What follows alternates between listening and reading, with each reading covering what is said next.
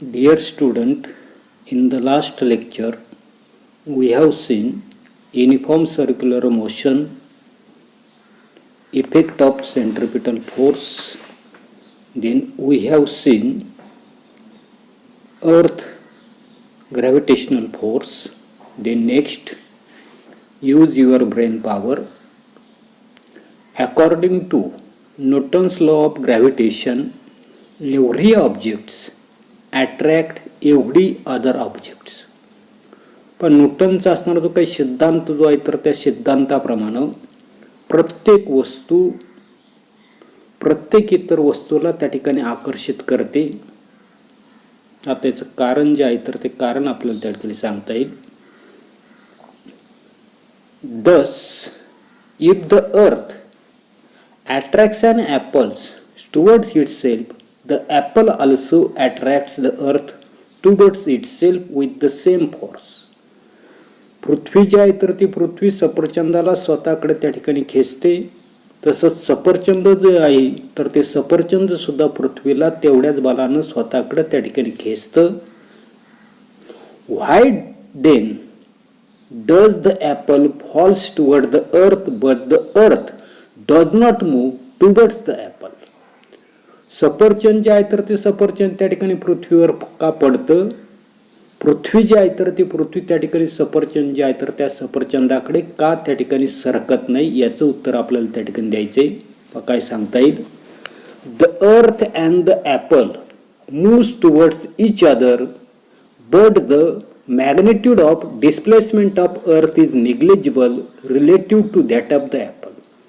आपल्या लक्षात येतं नसते की पृथ्वी आणि असणारं सफरचंद दोघंही त्या ठिकाणी एकमेकांकडे त्या ठिकाणी सरकतात.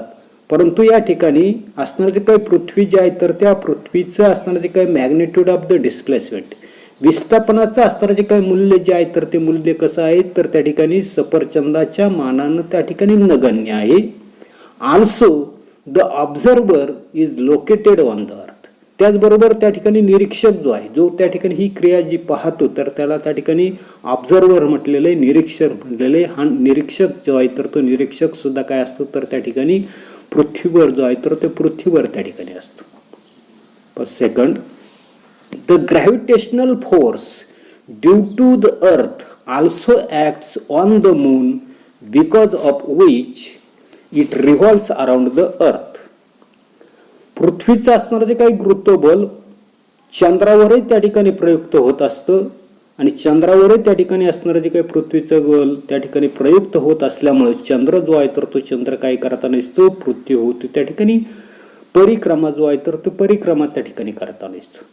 Similar situation exist for the artificial satellites orbiting the earth. अशाच पद्धतीची असणारी काही क्रिया जी आहे तर ती क्रिया जे पृथ्वीभोवती परिक्रमा करणाऱ्या जे काही कृत्रिम अशा प्रकारचे असणारे काही उपग्रह जे आहेत तर त्या उपग्रहांच्या बाबतीमध्ये त्या ठिकाणी हेच त्या ठिकाणी आपल्याला घडून येताना दिसतं. The moon and the artificial satellites orbit the earth. चंद्र आणि असणारे जे काही कृत्रिम उपग्रह हे सुद्धा काय करताना दिसतात पृथ्वी जी आहे तर त्या पृथ्वीभोवती त्या ठिकाणी फिरताना दिसतात. The earth attracts them towards itself but unlike the falling apple they do not fall on the earth. Why? जे असताना जे काही चंद्र असेल किंवा कृत्रिम उपग्रह पृथ्वीभोवती त्या ठिकाणी फिरताना दिसतात. यांना सुद्धा पृथ्वी जी आहे तर ती पृथ्वी त्या ठिकाणी स्वतःकडे त्या ठिकाणी आकर्षित करते. परंतु सफरचंदाप्रमाणे जसं सफरचंद त्या ठिकाणी पृथ्वीवर पडताना दिसतं तसं या ठिकाणी चंद्र किंवा कृत्रिम उपग्रह जे आहे तर ते पृथ्वीवर पडताना दिसत नाही. असं का होतंय? This is because of the velocity of the moon and the satellites along their orbit. तर चंद्र आणि कृत्रिम उपग्रहांच्या असताना ज्या काही त्यांच्या कक्षेतील असताना जे काही वेग जो आहे तर तो वेग त्या ठिकाणी वेगवेगळा त्या ठिकाणी असतो. If this velocity was not there they would have fallen on the earth. म्हणजे हा जो काही वेग जो आहे तर तो वेग जर त्या ठिकाणी वेगवेगळा जर नसता तर हे सर्वच्या सर्व त्या ठिकाणी असणारी काही पृथ्वी जी आहे तर त्या पृथ्वीवर काय झाले असते तर त्या ठिकाणी फॉल झाले असते, पडले त्या ठिकाणी असते. त्याच्यानंतर पुढे अर्थ ग्रॅव्हिटेशनल ॲक्सिलरेशन. पृथ्वीचं असणारं जे काही गुरुत्व त्वरण जे आहे तर ते गुरुत्व त्वरण आपल्याला त्या ठिकाणी पाहायचंय.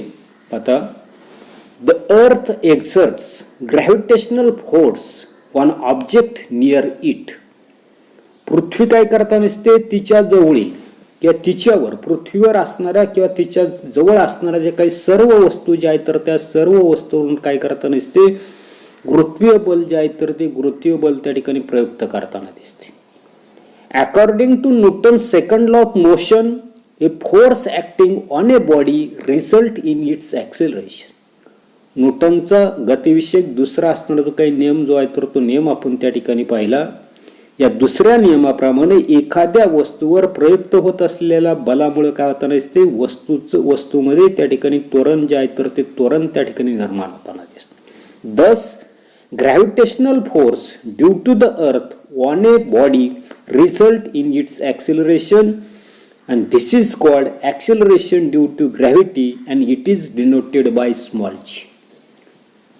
जी या नियमानुसार पृथ्वीचं असताना ते काही गुरुत्वबल जे आहे तर त्या गुरुत्वबलामुळे वस्तूचं जे काही त्वरण जे आहे तर ते त्वरण त्या ठिकाणी तयार होताना दिसतं आणि यालाच आपण त्या ठिकाणी पृथ्वीचं गुरुत्व त्वरण त्या ठिकाणी म्हणतो व ते स्मॉल जी हे जे काही अक्षर जे आहे तर त्या अक्षराने आपण त्या ठिकाणी दाखवतो. Acceleration is a vector quantity. आपण पाहिले मागच्या इयत्तांमध्ये की असणारे जे काही त्वरण जे आहे तर ते त्वरण त्या ठिकाणी काय आहे सदिश राशी आहे कारण हिला त्या ठिकाणी मॅग्निट्यूड आहे त्याचबरोबर डिरेक्शन सुद्धा त्या ठिकाणी आहे. As the gravitational force on any object due to the earth is directed toward the centre of the earth the direction of the acceleration due to gravity is also directed toward the centre of the earth that is vertically downward. पृथ्वीच्या गुरुत्वत्वरणाची दिशा तिच्या गुरुत्वीय बलाप्रमाणे पृथ्वीच्या केंद्राकडे म्हणजे क्षितिज लंब दिशेमध्ये त्या ठिकाणी आपल्याला आढळून येताना दिसते. पुढे थिंक अबाउट इट विचार आपल्याला त्या ठिकाणी करायला सांगितलंय.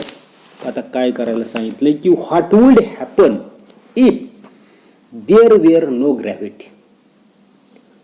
म्हणजे पृथ्वीचं असताना जे काही गुरुत्वाकर्षण जे आहे तर ते गुरुत्वाकर्षण जर नसतं तर काय झालं असतं. आता काय सांगता येईल की there would be no gravitational attraction between any two particles. म्हणजे पृथ्वीचं जर त्या ठिकाणी गुरुत्वाकर्षण जर नसतं तर कोणत्याही दोन बलामध्ये आपल्याला त्या ठिकाणी असणारे जे काही गुरुत्व असणारे जे काही आकर्षण जे आहे तर ते गुरुत्वाकर्षण त्या ठिकाणी नसतं. Hence no formation of solar system galaxy etcetera. आणि मग असं जर त्या ठिकाणी ग्रॅव्हिटेशनल फोर्स जर त्या ठिकाणी जर नसतं तर आपल्या लक्षात येत नसते की आपली जी काही सौर्यमाला जी आहे तर ती सौर्यमाला त्या ठिकाणी तयार झाली नसती. त्याचबरोबर गॅलेक्सी आकाशगंगा जी आहे तर ती आकाशगंगा सुद्धा त्या ठिकाणी तयार झाली नसती. Second question what would happen if the value of g was twice as large.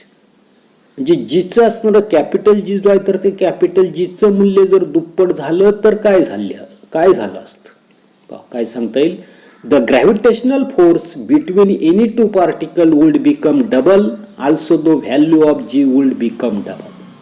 म्हणजे जर त्या ठिकाणी जीचं असताना जे काही मूल्य जे आहे तर ते मूल्य दोन पार्टिकल मधलं जर त्या ठिकाणी डबल जर झालं दुप्पट जर झालं तर त्या ठिकाणी स्मॉल जी जी आहे तर त्या स्मॉल जीची असणारी काही किंमत जी आहे तर ती किंमत सुद्धा काय होईल तर त्या ठिकाणी डबल त्या ठिकाणी होईल. त्याच्यानंतर पुढे value of g on the surface of the earth. म्हणजे पृथ्वीच्या असताना जे काही पृष्ठ जे आहे तर त्या पृष्ठावरील जीचं असताना जे काही मूल्य जे आहे तर त्याचा आपल्याला त्या ठिकाणी विचार जो आहे तर तो विचार त्या ठिकाणी करायचा आहे. पहा we can calculate the value of g by using Newton's universal law of gravitation for an object of mass m situated at a distance r from the centre of the earth. जे न्यूटनच्या नियमाप्रमाणे पृथ्वीच्या केंद्रापासून r अंतरावर असलेल्या m वस्तुमानाच्या वस्तूवरील गुरुत्वीय बल F जे आहे तर ते F आणि त्या वस्तूचं असणारं जे काही ॲक्सेलरेशन ज्याला आपण त्या ठिकाणी त्वरण म्हणताना दिसतो ते आपण G ने त्या ठिकाणी दाखवू. The law of gravitation gives हे आपण मागे त्या ठिकाणी काढलेले पहा की F is equal to capital G capital M small m divided by r square where capital M is the mass of the earth. आता काय सांगितलेले की F is equal to capital G capital M small m divided by r square. तर या ठिकाणी capital M जे आहे तर ते कॅपिटल एम त्या ठिकाणी पृथ्वी जे आहे तर त्या पृथ्वीचं त्या ठिकाणी वस्तुमान आहे. आता इक्वेशन नंबर 3 आणि 4चा आपल्याला त्या ठिकाणी वापर जो आहे तर तो वापर त्या ठिकाणी करायचा आहे की समीकरण नंबर 3 जे आहे तर समीकरण नंबर 3 जे आहे तर ते 3 आपल्याला त्या ठिकाणी मागचे असणारे काही पान जे आहे तर त्या मागच्या पानावर आपल्याला त्या ठिकाणी समीकरण नंबर 3 जे आहे तर ते 3 त्या ठिकाणी शोधावं लागेल. पेज नंबर 5 जे आहे तर त्या 5 वर त्या ठिकाणी ते आहे. आता पेज नंबर 5 तर या ठिकाणी पेज नंबर 5 जे आहे तर त्याचा आपल्याला विचार जो आहे तर तो विचार त्या ठिकाणी करायचा. जिस आपल्याला सर्वसाधारणपणे फोर्स जो आहे तर तो फोर्स आपण त्या ठिकाणी विलग असणारे जे काही न्यूटन्स असणारे जे काही सेकंड लॉ जो आहे तर त्या सेकंड लॉचा विचार करून आपल्याला हे असणारे जे काही इक्वेशन जे आहे तर ते इक्वेशन त्या ठिकाणी मिळवायचे. पाहतो फ्रॉम इक्वेशन 3 अँड 4 जे सर्वसाधारणपणे आपल्याला या ठिकाणी असणारे जे काही इक्वेशन 3 जे आहे तर ते 3 या ठिकाणी लिहिलेले. त्याच्यानंतर 4 इक्वेशन आपल्याला माहिती आहे F is equal to m a आहे. परंतु त्या ठिकाणी ए जे आहे तर ते ए म्हणजेच काय घेणार आहे आपण जी त्या ठिकाणी घेणार आहे आणि म्हणून त्या ठिकाणी F is equal to m g अशा प्रकारचं इक्वेशन जे आहे तर ते इक्वेशन त्या ठिकाणी घेणार आहे. त्याच्यानंतर इक्वेशन 3 आणि 4 कडे जर आपण जर त्या ठिकाणी जर पाहिलं तर इक्वेशन 3 आणि 4 मध्ये असणाऱ्या ज्या काही लेफ्ट साइड जे आहेत तर त्या लेफ्ट साइड त्या ठिकाणी इक्वल आहेत आणि लेफ्ट साइड जर त्या ठिकाणी इक्वल असेल तर आपण काय म्हणणार आहे राईट साइड जे आहे तर त्या राईट साइड त्या ठिकाणी इक्वल म्हणणार आहे. आता या ठिकाणी राईट साइड जे आहे तर त्या राईट साइड मध्ये पहा इक्वेशन नंबर 4 मध्ये काय दिलेले एम ची.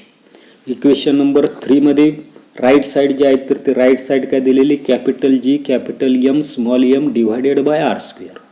आणि याच्यावरून आपल्याला असणारी जी काही जी जी आहे तर त्या जीची असणारी काही व्हॅल्यू जी आहे तर ती जीची व्हॅल्यू त्या ठिकाणी काढायची. म्हणजेच g is equal to capital G capital M small m divided by r square. आणि या ठिकाणचा असणारा जो काही एम जो आहे स्मॉल एम जो आहे तर तो स्मॉल एम आपण या ठिकाणी घेतला तर या एमला एम गेला म्हणजे सर्वसाधारणपणे g is equal to capital G capital M divided by r square अशा प्रकारचं असणारं जे काही इक्वेशन जे आहे तर ते इक्वेशन आपल्याला त्या ठिकाणी जीच्या बाबतीमध्ये त्या ठिकाणी मिळताना दिसतं. पुढे आता इक्वेशन नंबर 5 आपल्याला त्या ठिकाणी मिळालं. याच्यामध्ये पहा की if the object is situated on the surface of the earth then capital R is equal to small r is equal to radius of the earth. म्हणजे सर्वसाधारणपणे आपल्याला त्या ठिकाणी लक्ष देता नसते की असणारा जो काही पदार्थ जो आहे म्हणजे वस्तू जी आहे तर ती वस्तू जर पृथ्वीचा असणारा जो काही पृष्ठभाग जो आहे तर त्या पृष्ठभागावर जर असेल तर आपल्याला स्मॉल आर आणि कॅपिटल आर म्हणजे पृथ्वीची जी काही त्रिज्या जी आहे तर ती त्रिज्या त्या ठिकाणी काय होताना दिसते सारखीच त्या ठिकाणी होताना दिसते. आणि thus the value of the g on the surface of the earth is. आणि अशा वेळेला त्या ठिकाणी पृथ्वीवरील जीचं असताना जे काही मूल्य जे आहे तर ते जीचं मूल्य त्या ठिकाणी खालीलप्रमाणे त्या ठिकाणी होताना दिसतं. म्हणजे या ठिकाणी आपल्या लक्षात येता नसते की असणारे जे काही आर जे आहे तर त्या आरच्या ऐवजी काही लिहू शकतो आपण कॅपिटल आर त्या ठिकाणी लिहू शकतो. आणि म्हणून हा जो काही फॉर्म्युला जो आहे तर त्या फॉर्म्युल्यामध्ये काय बदल होईल की g is equal to capital G capital M आणि जो काही स्मॉल आर जो आहे तर त्या स्मॉल आरच्या ऐवजी आपण काय लिहिणार आहे कॅपिटल आर स्क्वेअर. अशा पद्धतीचं इक्वेशन नंबर 6 आपल्याला त्या ठिकाणी मिळेल. पुढे the unit of g in system international unit is metre per second square. आपल्याला माहिती की या ठिकाणी पृथ्वीचं असताना जे काही ग्रॅव्हिटेशनल ॲक्सिलरेशन जे आहे तर ते ग्रॅव्हिटेशनल ॲक्सिलरेशनचं असताना जे काही युनिट जे आहे तर ते मीटर पर सेकंड स्क्वेअर आहे. The mass and the radius of the earth are 6 × 10⁻24 kg and r is 6.4 × 10⁻6 metre respectively. म्हणजे सर्वसाधारणपणे आपल्याला माहिती आहे की पृथ्वीचं असणारं जे काही वस्तुमान जे आहे तर ते पृथ्वीचं वस्तुमान 6 × 10⁻24 kg आणि या पृथ्वीची असणारी काही त्रिज्या जी आहे तर त्रिज्या किती दिलेली आपल्याला 6.4 इंटू 10⁻6 मीटर. अशा पद्धतीचे असणारे काही व्हॅल्यूज जे आहेत तर त्या व्हॅल्यूज जर आपण इक्वेशन नंबर 6 मध्ये जर त्या ठिकाणी जर टाकल्या तर त्याच्यामध्ये काय बदल होतो तर तो आपल्याला त्या ठिकाणी पाहायचा आहे. आता इक्वेशन नंबर 6 मध्ये काय करायच्यात, ह्या व्हॅल्यू त्या ठिकाणी टाकायच्यात. आता ह्या व्हॅल्यू टाकायच्यात म्हणजे काय करायची, जीची असणारी काही व्हॅल्यू जी आहे, फॉर एक्झाम्पल जीची व्हॅल्यू किती आहे 6.67 इंटू 10⁻11. त्याच्यानंतर कॅपिटल एम आपल्या लक्षात आलं, मास ऑफ द अर्थ किती दिलेलं आहे 6 इंटू 10⁻24 डिवायडेड बाय. त्याच्यानंतर आर स्मॉल आर आणि कॅपिटल आर आपण त्या ठिकाणी सारख्याच त्या ठिकाणी मांडलेली. आरची किंमत आपल्याला दिलेली की 6.4 इंटू 10⁻6 आणि टोटल ब्रॅकेटचा काय आहे स्क्वेअर त्या ठिकाणी आहे. आता हे जे असणारे जे काही इक्वेशन जे आहे तर ते इक्वेशन आपल्याला फक्त सोडून घ्यायचं, म्हणजे हेच आपल्याला काय लिहिता येईल पुढेच या ठिकाणी हेच इक्वेशन आपल्याला अशा पद्धतीचं त्या ठिकाणी लिहिता येईल की 6.67 into 10⁻11 into 6 into 10⁻24 divided by 6.4 bracket square simplify करतो मी 10⁻6 आणि त्याचाही काय आहे पुन्हा स्क्वेअर आहे. त्याच्यानंतर पाहता इथे की 10⁻11 आणि 10⁻24 याच्यामधून सर्वसाधारणपणे किती शिल्लक राहतील, म्हणजे 24 मधून 11 गेले तर सर्वसाधारणपणे किती राहिले 13 राहिले येते. आणि म्हणून हेच मी लिहितो की 6.67 into 6 into 10⁻13 divided by 6.4 bracket square into 10 आता 6:2 म्हणजेच ते किती आले 12 आले. आता इथे काय लक्षात येईल तुमच्या पुढे हेच आपल्याला असंही लिहिता येईल पुढे की सर्वसाधारणपणे की 6.67 इंटू 6 इंटू 10⁻13 या ठिकाणी शिल्लक राहिलेत. त्याच्यानंतर 6.4 स्क्वेअर मी असं लिहितो 6.4 इंटू 6.4 आणि इंटू 10⁻6 होता तर तो आला 10⁻12 आला येते. पुन्हा हा 12 जर वर जर आपण जर घेतला तर काय येईल पहा हेच आपल्याला. आणि 6.67 इंटू 6 हा मल्टिप्लिकेशन जर आपण त्या ठिकाणी जर केलं तर ते मल्टिप्लिकेशन आपल्याला 4002 भागिले 6.4 याचा स्क्वेअर जर केला तर तो आला आपल्याला 4096 त्या ठिकाणी आला. त्याच्यानंतर याच्यामध्ये 2 डेसिमल पॉईंट होते म्हणून या ठिकाणी 40 पॉईंट किती लिहिली 96. त्याच्यानंतर 4002 याच्यामध्ये सुद्धा आपले 2 डेसिमल पॉईंट होते तर ते 2 डेसिमल पॉईंट मी त्या ठिकाणी हेच पुढे मी त्या ठिकाणी असंही लिहू शकतो पहा की सर्वसाधारणपणे 4002 आणि किती होते 4096 याच्यामध्ये 2 डेसिमल पॉईंट याच्यामध्ये 2 डेसिमल पॉईंट हे 2 डेसिमल पॉईंट त्या ठिकाणी जातील.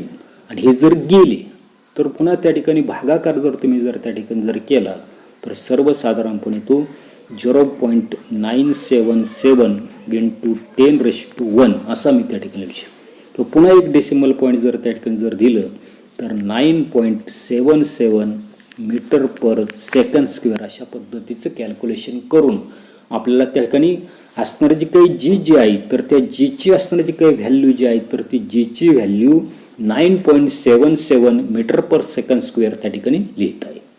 येते पुढे this acceleration depends on the mass m and the radius r of the earth, and so the acceleration due to gravity at a given point on the earth is the same for all objects.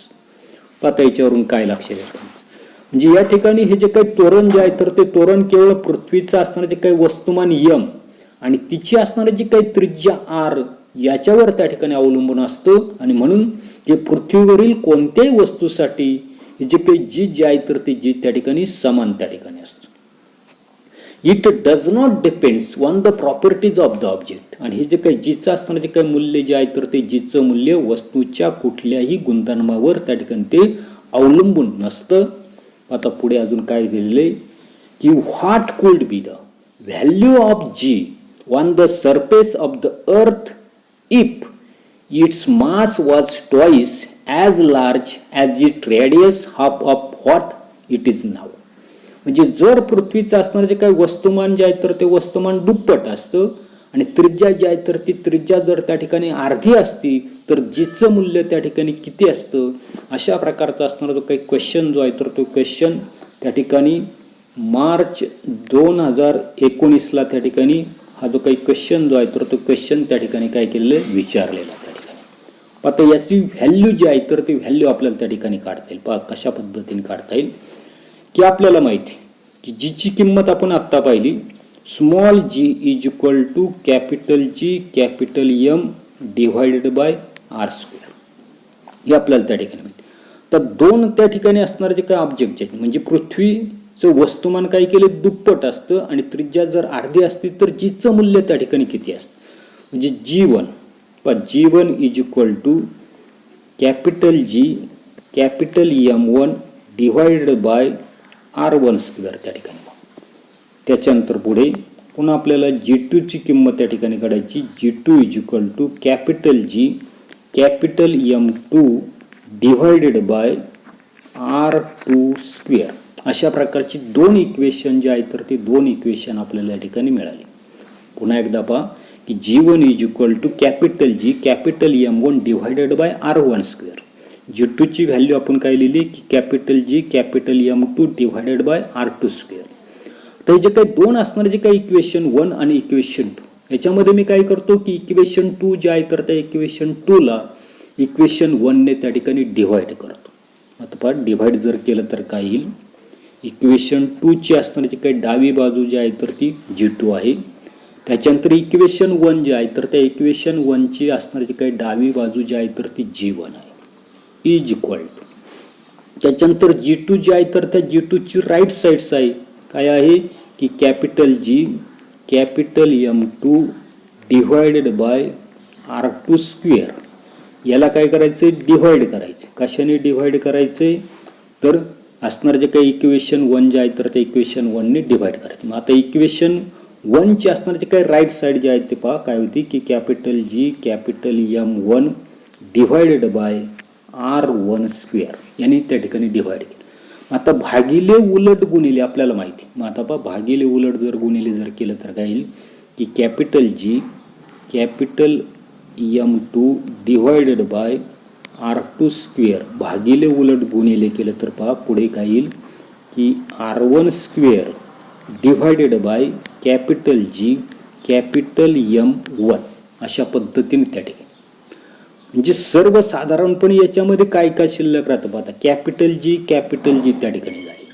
आता capital G जर त्या ठिकाणी जर गेला तर पुन्हा आपल्या लक्षात येता नसते काय शिल्लक राहता नसते की सर्वसाधारणपणे की G2 divided by G1 is equal to आता मास मी एकत्र घेतो M2 डिव्हायडेड बाय M1 त्या ठिकाणी म्हटलं आणि दुसऱ्यामध्ये रेडियस घेताना असतो R1 डिव्हायडेड बाय R2 आणि ब्रॅकेट स्क्वेअर म्हणतात. आता प्रश्नामध्ये आपल्याला दिलेले की मास जे आहे तर ते मास काय केले डबल केलेले. म्हणजे या ठिकाणी हे जे काही मास जे आहे तर ते मास त्या ठिकाणी काय केलेले डबल त्या ठिकाणी केले.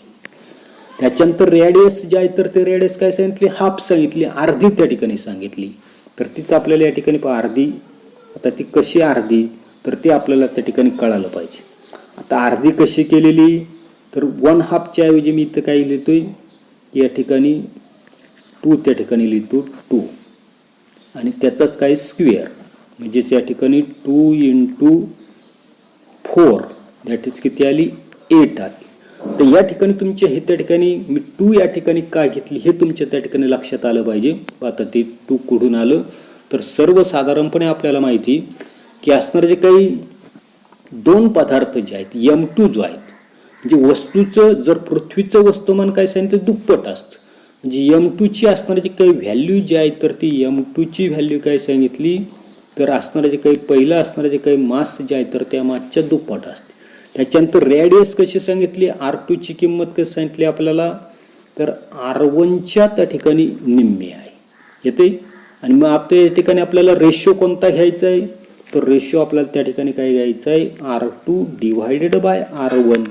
हा जर रेशो जर आपण जर त्या ठिकाणी जर घेतला म्हणजे याला जर इकडे जर आणलं तर बरोबर व्हॅल्यू किती राहिली या ठिकाणी 1/2 त्या ठिकाणी राहील. परंतु फॉर्म्युल्यामध्ये असणारा जो काही रेशो जो आहे तर तो रेशो कसा आहे आपल्याला की R1 डिवायडेड बाय R2 त्या ठिकाणी घ्यायचा आहे रेशो.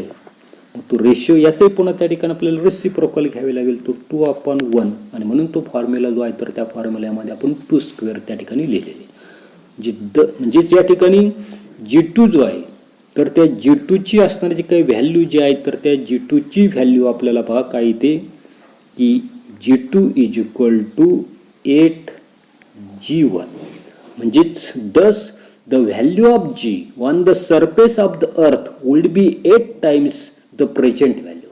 आणि म्हणून त्या ठिकाणी जीची असणारी जी काही पृथ्वीच्या पृष्ठभागावर असणारी जी काही किंमत जी आहे तर ती किंमत ही असणारी सध्याची असणारी जी काही किंमत जी आहे तर त्या किंमतीच्या किती पट होईल तर 8 पट त्या ठिकाणी होईल. अशा पद्धतीचं आपल्याला त्या ठिकाणी ते काढता येईल. पण एवढाच असणारा तो काही भाग जो आहे तर तो भाग आपण या तासाला पाहणार आहोत. पुढील तासाला पुढील भाग त्या ठिकाणी पाहू. धन्यवाद.